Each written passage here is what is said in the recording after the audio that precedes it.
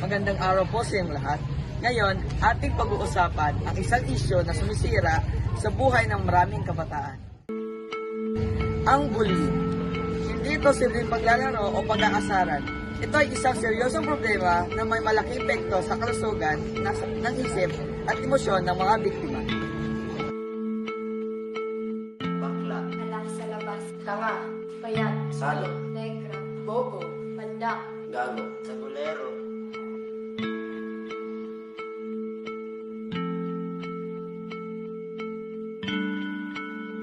The use of force and threat to abuse or dominate others is called bullying. Magandang umaga po, sir. Pwede po ba kayong makapanayam? Pwede po. Ano po ang iyong pangalan?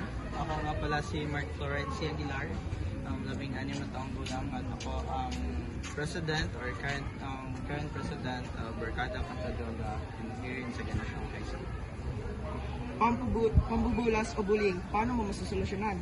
Para sa akin, bilang isang leader sa paaralan na ito, maaari ko akong gumawa ng isang event or symposium sa paaralan na iimbitahan ang mga estudyante sa Second National High School upang mapalaganap at malaman ng mga estudyante kung ano kadelikado ang pambubuli. So maraming kabataan ang naapektuhan sa pambubuli at marami rin ito ang malaking naapektuhan sa kanila bilang sa kanilang pang-araw-araw na pamumuhay at sa kanilang emosyon. Ano po yung pinakamalalang pambubulas na iyong nakasalamuha? Para sa akin or ang aking naranasan ngayon ay parang hindi pa naman ako nakakaranas ng ganyan o nakikita na may binubuli sa aking mga kaibigan o sa aking mga kakilala. Amen. Maraming salamat po. Magandang umaga po, ma'am. Pwede po ba kayong makapanayam? Yes. Pambubulas o bullying, paano mo masusolusyon? Dali lang, ano na siyang ginamin sa inyong nga bullying inside the classroom, outside the classroom nga set up, or ano? So, inside the classroom. So, to avoid bullying inside the classroom. Okay, sige. So first, at first day of school, of class, you implement it and then you relay some of the anti-bullying rules inside the classroom. Then, if there is a event in which may bullying happens inside the classroom, all you need to do is to make settle it within the classroom. Then, if ever that it will be not settled inside the classroom, refer it to the guidance office for follow-ups. That's it. Wala na ka mula katak. Umaga po, ma'am. Pwede po ba kayong makapanayam? Ano po ang inyong pangalan? My name is Venice Shera Shairili Valdovia. Ilang taon po lang na po? I'm 15 years old. At ano po ang inyong kaisang section? I'm currently in grade 10, section norms. Para sa tanong, ang tanong ay, pambubulas o bullying, paano masusolusyonan? For me, like the solution for bullying or pambubulas is like discipline. Like discipline comes from home, so I think like parents should take the half of the responsibility in disciplining their children, and also the school premises, like ang mga teachers, like ang environment pala nga din kadakuan sa isa ka student is also a very big factor. So for me, I think ang ang dapat i-improve. And sa household, di ba, like dira dapat dira gid na-start ang discipline. So I think dira gid ma-start ang solution sa bullying. Salamat po sa Go. Magandang umaga po. Pwede po ba kayong makapanayam? Yeah, opo. Ano po ang iyong pangalan? Sisi, ano na? Ilang taong gulang na po kayo? 17. At ano po ang iyong baitan at seksyon? Grade 11. Pambubulas o bullying, paano mo masusolusyonan? Siguro, like, hindi ko man mahambal to be specific, ay siguro, like, i-lesson lang ang mga, like, ang sigurado na sa ating mga tao na, like, ano ka sa, kabalo lagi mag-explain, parang, diba, like, to prevent bullying, or sa tao na nakapilitan sa mga, ang ano yung nakapilitan. Siguro, ano ka lang din sa mga, like, or around, like, programs na lang, kung sabihin may mga pina-explain or the effects natin sa bullying, parang like, maintindihan sa mga tao, anong and for them to realize follow up. Sige, next question. Answer or wala? Sure ba? Sure? Sure? Super duper sure? Sure. O super rock? Sure. O sige.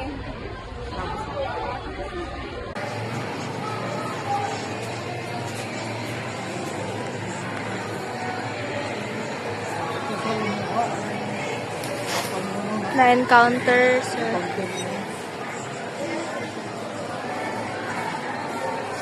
Mangkot na red. 1, 2.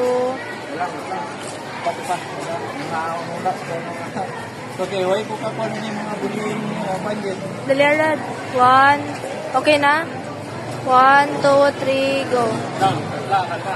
Pamangkot na lang ulit ka.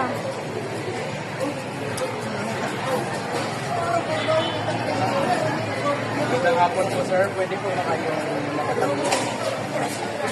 Ano po ang iyong pangalan?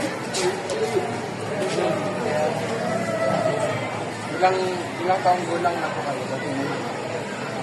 At ano ang iyong trabaho? Ano po yung pinakamalalang pagbubulas na iyong nakasalamin? Pagsimula sa pagbubulas by bullying. Sa encounter na bullying, pag kinasa sa about sa inside, mga estudyante, sample, student, kapag hindi sa mga advisor para mapando ka ang pansin ng estudyante. Kaya once na bullying, ang estudyante na-down na siya. Tapos ang tendency na ang estudyante na active or sa pagkasya na magkikuha na dapat i-inform din ang advisor o mga maestra din para din ma-open ang pagkabulong sa buhay. Maraming salamat po. Thank you. Magandang araw po, Coach. Pwede po ba kayo makapanayam? Okay. Ano po ang inyong pangalan? Pugli si Kent de la Cruz, coach sa futsal sa Sagay. Pambubulas o bullying? Paano masolusyonan? Depende, dapat i-orient mo ang mga player para layo sa bullying. Ano po ang inyong pinakamalalang pambubulas na iyong nasalamuhan? Yara isa ka player nga tamaan ka jolly. So hindi gusto sa mga upod yan. So ginabuli lang sa. So amo na ang kinanglan na makisama ka gid sa imo mo. Ano po ang iyong pinakamalalang pambubulas na iyong nakasalamuha at paano ito masolusyonan ng bubulas? Yes, So, sa ngayon, hindi ko pa masagot yung mga tanong ninyo kasi kababago ko lang na-designate bilang guidance designate dito sa paaralan. But previously, wala akong nakita na may report regarding sa bullying.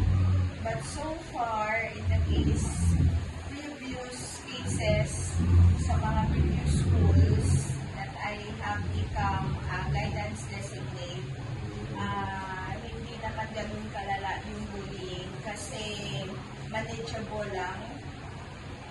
Tapos, siguro may bullying talagang nagaganap, but they have kept that within themselves sa ilalang classroom. So, I really can't answer that directly sa mga tanong ninyo. Thank you, ma'am.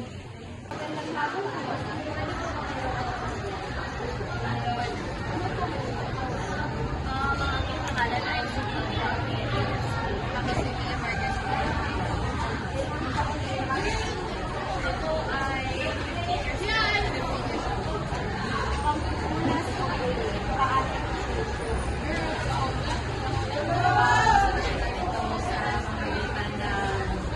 pag-advocate tungkol sa issue na ito at Okay, can I continue? And really, to stop playing, it starts with you. You should start being kind to everyone else and the rest will follow. It's more like a domino effect where if you start being kind to others, others will start being kind to others, and it will create a chain reaction. And I think that is one of the best and most indirect ways to stop bullying. And maybe also create an environment where victims that fall into bullying will be encouraged to voice out their experiences and be able to solve their problems.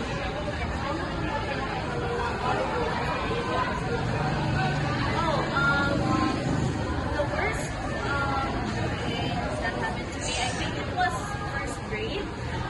I don't remember much before that, but it was first grade. I was new to the school and I had really curly hair. Like curly hair from here to here.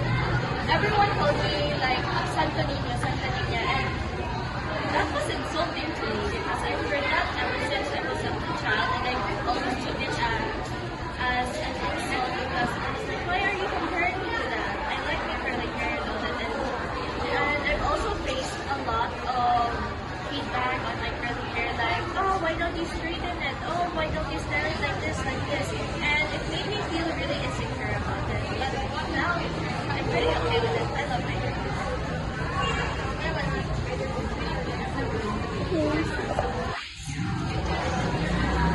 Magandang hapon po. Pwede po ba kayong makapanayam? Pwede po. Ano po ang iyong pangalan? My name is Christian Vicente from Grade 10 Nagtitili.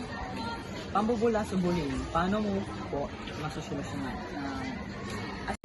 Bilang isa ka estudyante ang ako nimo, makipabalo ko sa nakapang bullying na sa dali iya ginahimo ka. Isugod ko siya sa iyang advisor kay para our advisor na sa na amo na iya ginahimo kag para mataga na sa informasyon kag para sunod malikawan na ang pambubulas.